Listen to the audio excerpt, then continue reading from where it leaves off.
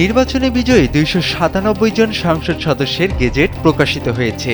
রাষ্ট্রীয় নীতি নির্ধারণের পাশাপাশি এই জনপ্রতিনিধিরা সরকারিভাবে ঠিক কতটা বেতন ভাতা ও সুযোগ সুবিধা পাচ্ছেন তা নিয়ে সাধারণ মানুষের কৌতূহল সবসময়ই তুঙ্গে। একজন সংসদ সদস্য প্রতি মাসে ৫৫,০০০ টাকা মূল বেতনের পাশাপাশি নির্বাচনী এলাকা ও আপ্যায়ন ভাতা বাবদ পান ১৭,৫০০ টাকা। যাতায়াতের জন্য বড় অঙ্কে ৭০,০০০ টাকা পরিবহন ভাতা দেয়া হয়, যার মধ্যে জ্বালানি ও চালকের বেতনও অন্তর্ভুক্ত। স্যান্ডেলিনা সো, রূপচর্চায় আভিজাত্য। ব্যক্তিগত লন্ড্রি ও দৈনন্দিন খরচ মেটাতেও রয়েছে নির্দিষ্ট বরাদ্দ। তবে সবচেয়ে আকর্ষণীয় সুবিধা হলো শুল্ক ও করমুক্ত গাড়ি আমদানি করার সুযোগ। একজন এমপি তার মেয়াদে সম্পূর্ণ ভ্যাট ও ট্যাক্স ছাড়াই বিলাসবহুল গাড়ি বা জিপ আনতে পারেন। ভ্রমণের ক্ষেত্রেও রয়েছে এলাহি কারবার।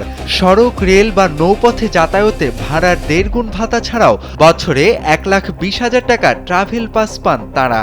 এর বাইরে সংসদ অধিবেশন বা কমিটির সভায় উপস্থিত থাকলে রয়েছে দৈনিক ভাতা ও যাতায়াত খরচ। চিকিৎসার জন্য প্রথম শ্রেণীর কর্মকর্তার সমান সুবিধা, ১০ লাখ টাকার জীবন বীমা এবং নিজ এলাকায় ব্যয়ের জন্য বছরে ৫ লাখ টাকার ঐচ্ছিক তহবিল ব্যবহারের ক্ষমতাও থাকছে এমপিদের হাতে। চমকপ্রদ তথ্য হলো সংসদ সদস্যদের প্রাপ্ত এসব ভাতার ওপর কোনো আয়কর দিতে হয় না।